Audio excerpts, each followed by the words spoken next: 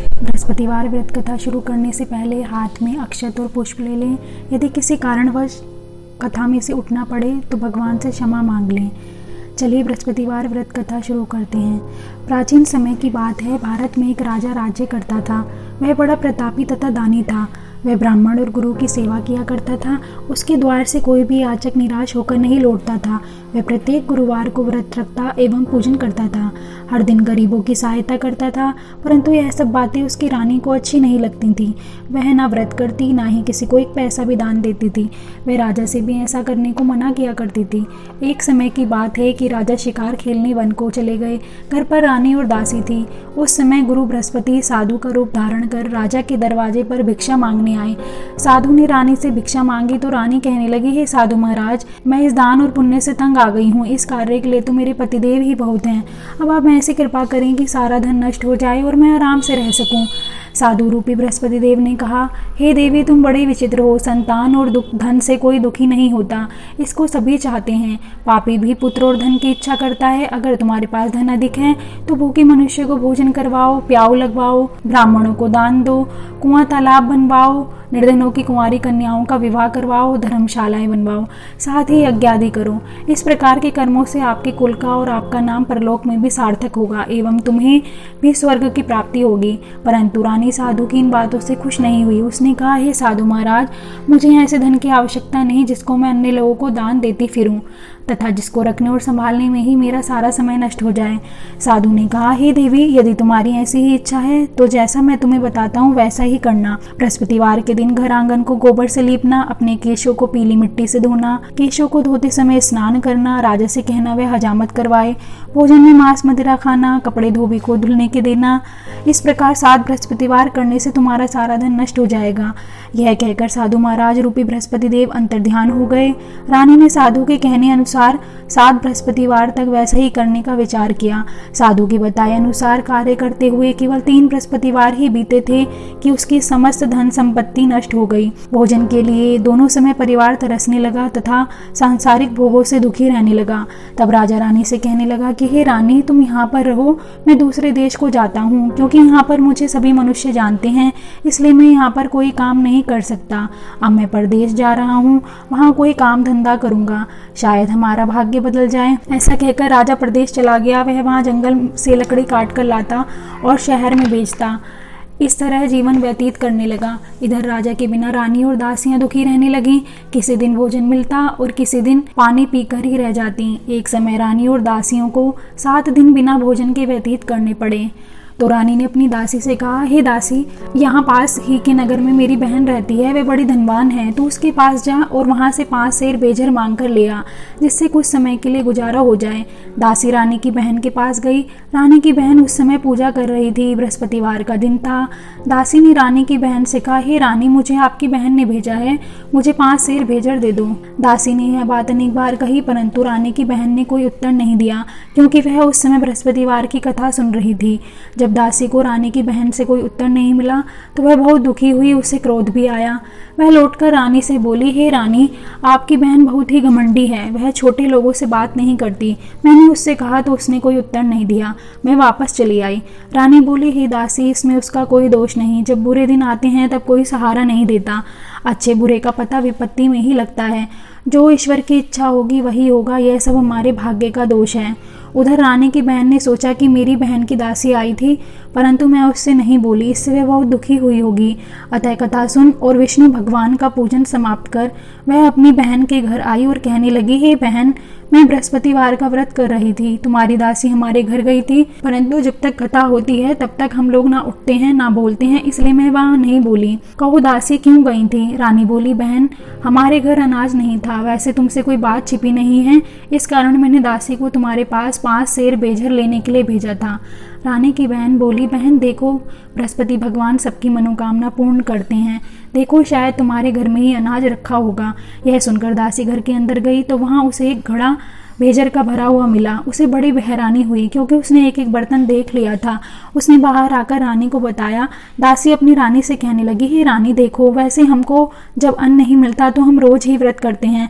अगर इनसे इस व्रत की विधि और कथा पूछ ली जाए तो उसे हम भी कर लिया करेंगे।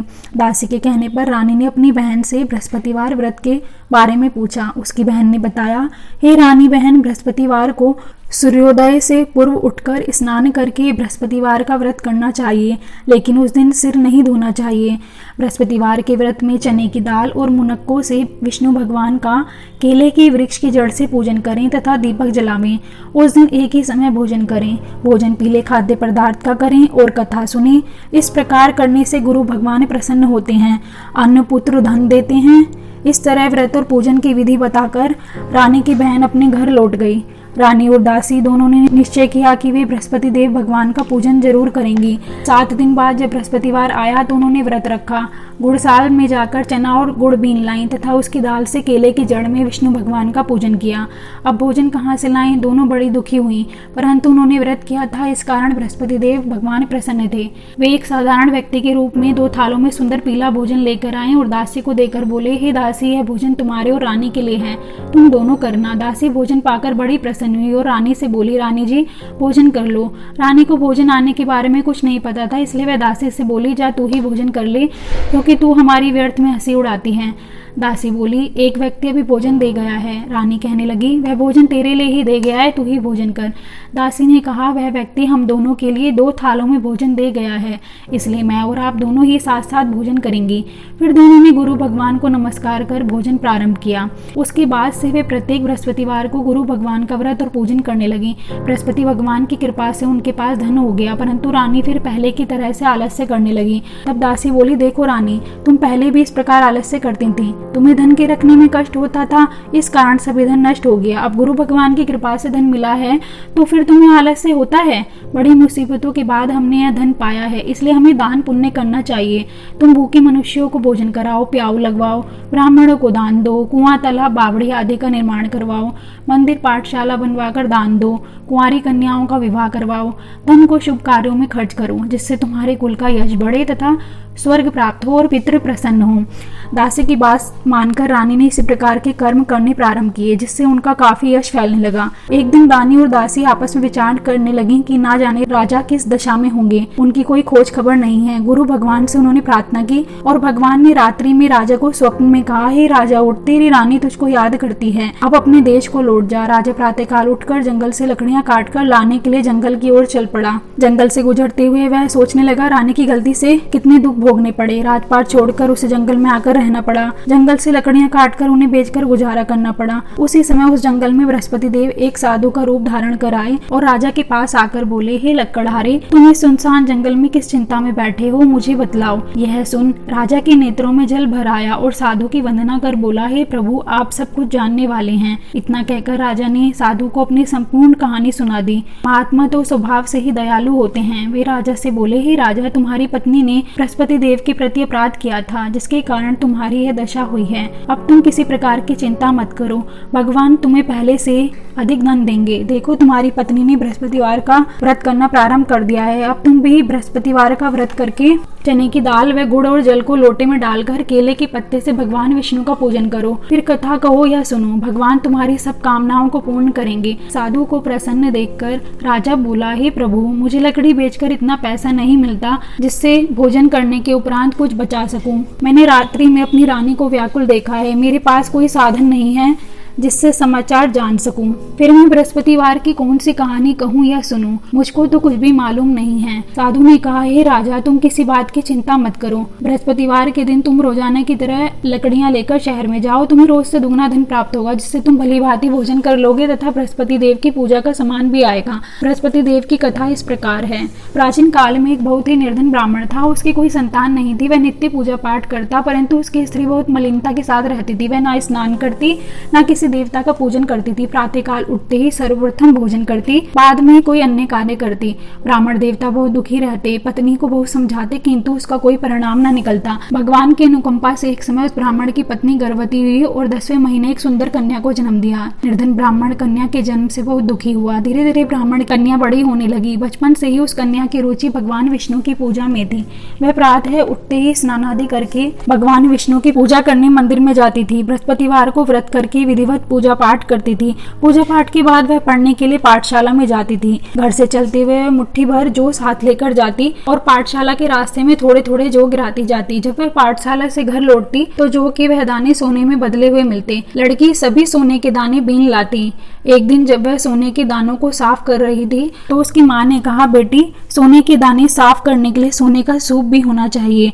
अगले दिन बृहस्पतिवार था। उसने भगवान बृहस्पति देव की पूजा करते हुए प्रार्थना की, हे भगवान, यदि मैंने आपका व्रत विधिवत किया हो तो मुझे सोने का सूप दो। भगवान बृहस्पति देव ने उसकी मनोकामना पूरी करने का वचन दिया। पाठशाला से लौटते समय उसे रास्ते में सोने का सूप पड़ा हुआ मिला। वह घर लौटकर सोने का सूप माँ को दिखाकर वह सोने के दाने साफ करने लगी। उसी समय नगर का राजकुमार उसके घर के पास से गुजरा। वह सुंदर लड़की को सोने के सूप में जो साफ करते देख राजकुमार उस पर मोहित हो गया। महल में लौटकर राजकुमार ने राजा से उस लड़की से विवाह करने की इच्छा प्रकट की तो राजा ने ब्राह्मण को महल में बुलाकर राजकुमार से उसकी लड़की के विवाह की बात कही। ब्राह्मण तैयार हो गया। धूमधाम से उस लड़की का विवाह राजकुमार से हो गया। दुल्हन बनकर ब्राह्मण की लड़की महल में चली गई। लड़की के चले जाने से ब्राह्मण फिर निर्धन हो गया। उसे कई कई दिन भोजन भी नहीं मिलता। बहुत दुखी होकर ब्राह्मण एक दिन अपनी लड़की के पास आया। अपने पिता से निर्धनता का समाचार सुनकर उसे बहुत सा धन देकर पिता को विदा किया। उस धन से ब्राह्मण के कुछ दिन तो आराम से गुजर गए, लेकिन जल्दी ही फिर भूखों मरने की हालत हो गई। ब्राह्मण अपनी लड़की से धन लेने के लिए फिर महल में पहुंचा। लड़की ने पिता की बुरी हालत देखकर कहा, पिताजी, आखिर आप कब तक मुझसे धन लेकर जीवन यापन करेंगे? आप कोई ऐसा उपाय क्यों नहीं करते जिससे आपका घर धन संपत्ति से भर जाए? ब्राह्मण ने कहा, मैंने तेरी माँ को बहुत समझाया पर उसकी समझ में कुछ नहीं आता। उसका फूहड़पन नष्ट हो तो घर की निर्धनता भी दूर हो जाए।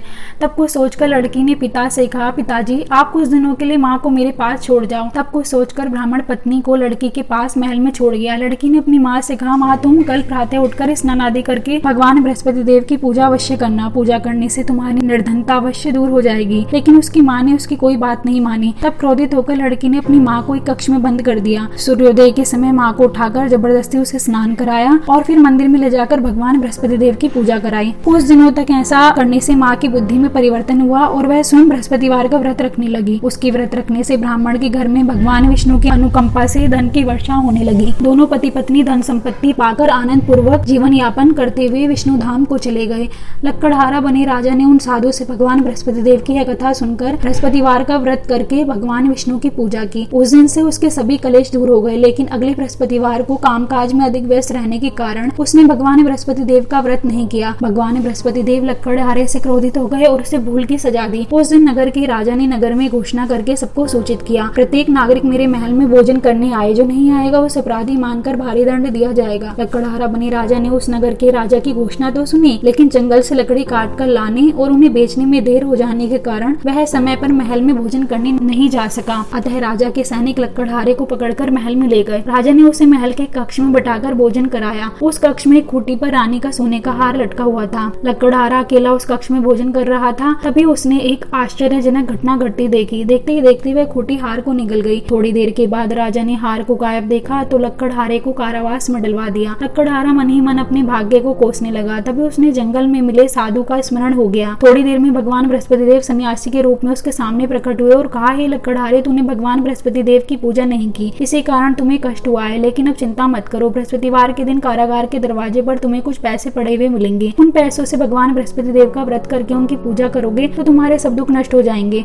बृहस्पतिवार के दिन दरवाजे पर पड़े मिले पैसों से चने और गुड़ मंगवाकर लक्कड़हारे ने बृहस्पतिवार की कथा कही तो भगवान बृहस्पति देव ने प्रसन्न होकर उस नगर के राजा को स्वप्न में लक्कड़हारे को कारागार से मुक्त करने को कहा। सुबह राजा ने अपने कक्ष में आकर देखा तो खूंटी पर रानी का हार टंगा हुआ था। राजा ने लक्कड़हारे को मुक्त कर दिया और उसे धन और आभूषण देकर विदा किया। लक्कड़हारा बना राजा उस नगर से चलकर अपने नगर में पहुंचा तो उस नगर में कुएं, धर्मशाला, बाग बगीचे देखकर बहुत प्रसन्न हुआ। राजा ने किसी से पूछा, ये कुएं, धर्मशालाएं किसने बनवाई हैं? सबने उसे बताया कि ये सब रानी और उसकी दासी ने बनवाए हैं। राजा महल में पहुंचा तो रानी ने उसका भव्य स्वागत किया। तब राजा ने निश्चय किया कि सप्ताह में एक बार तो सभी बृहस्पति देव का व्रत तथा पूजन करते हैं, परंतु मैं प्रतिदिन व्रत किया करूंगा तथा दिन में 3 बार कथा कहा कहूंगा। अब राजा हर समय दुशाले में चने की दाल बांधे बांधे रहता था। दिन में 3 बार बृहस्पति देव की कथा कहता। कुछ दिनों के बाद राजा को अपनी बहन की याद आई। एक दिन घोड़े पर सवार होकर राजा अपनी बहन से मिलने चल दिया। अभी राजा नगर के बाहर पहुंचा ही था, उसने कुछ लोगों को एक शव को ले जाते हुए देखा। राजा को स्मरण हुआ है कि आज उसने किसी को बृहस्पतिवार की व्रत कथा नहीं सुनाई। राजा ने उन लोगों को रोककर कहा, भाइयों, आप शव को ले जाने से पहले मुझसे बृहस्पतिवार की कथा सुन ली। लोगों ने राजा पर क्रोधित होते हुए कहा, तुम पागल तो नहीं हो? लेकिन कुछ बड़े बूढ़े लोगों ने कहा, अच्छा भाई, साथ में चलते चलते तुम अपनी कथा भी सुना लो। राजा ने चलते हुए आधी कथा ही सुनाई थी कि शव हिलने लगा। राजा की पूरी कथा सुनाते ही शव उठकर बैठ गया। लोगों ने हैरानी से दांतों तले उंगली दबाई और अगले बृहस्पतिवार से भगवान बृहस्पति देव का व्रत करने व कथा सुनने का निश्चय कर लिया। अब घोड़े पर सवार राजा चलते हुए एक किसान के पास पहुंचा। किसान अपने खेत में हल चला रहा था। राजा ने कहा, अरे भाई, मुझसे बृहस्पतिवार की कथा सुन लो। किसान झुंझुलाकर बोला, अरे भाई, देख नहीं रहे, जितनी देर तक तुम्हारी कथा सुनूंगा उतनी देर में तो पूरे खेत में हल चला लूंगा। राजा निराश होकर चलने लगा। तभी किसान के बैल लड़खड़ाकर जमीन पर जा गिरे। किसान के पेट में भी जोरों का दर्द होने लगा। उस किसान की पत्नी जब खाना लेकर आई तो उसने किसान से इस बारे में पूछा। किसान ने घुड़सवार की पूरी कहानी सुनाई। किसान की पत्नी दौड़ती हुई राजा के पास पहुंचकर हाथ जोड़कर बोली, भैया, मैं तुम्हारी कथा सुनने को तैयार हूँ। राजा ने उसके साथ खेत पर पहुंचकर बृहस्पतिवार की कथा सुनाई। तभी बैल उठकर खड़े हो गए। किसान के पेट का दर्द भी तुरंत ठीक हो गया। राजा अपनी बहन के घर पहुंचा तो उसकी बहुत आव भगत हुई। अगले दिन सुबह उठकर राजा ने देखा घर के सभी लोग भोजन कर रहे हैं। किसी भूखे को बृहस्पतिवार की कथा सुनाए बिना राजा भोजन नहीं करता था। उसने बहन से कहा, बहन, क्या घर में कोई ऐसा व्यक्ति है जिसने अभी तक भोजन न किया हो? उसकी बहन बोली, भैया, हमारे घर में तो क्या आपको पूरे नगर में कोई ऐसा व्यक्ति नहीं मिलेगा जिसने सुबह सुबह भोजन नहीं किया हो। तब राजा ने बहन के घर से निकलकर उस नगर में बिना भोजन किए व्यक्ति की तलाश की।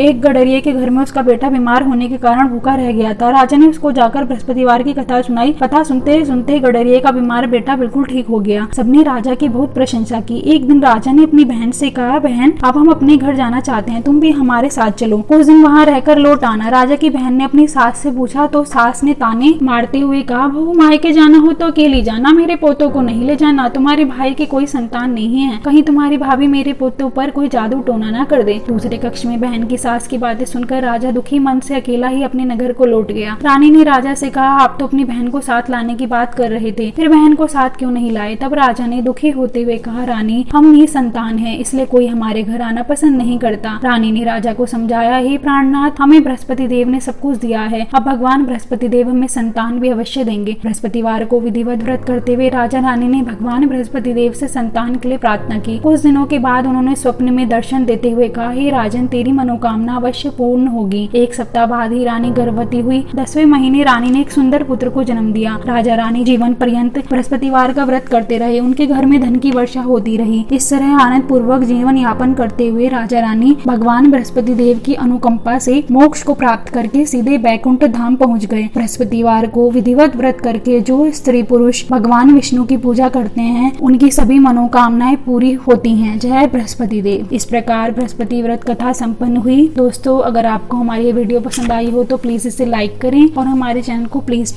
सब्सक्राइब करें। Thank you.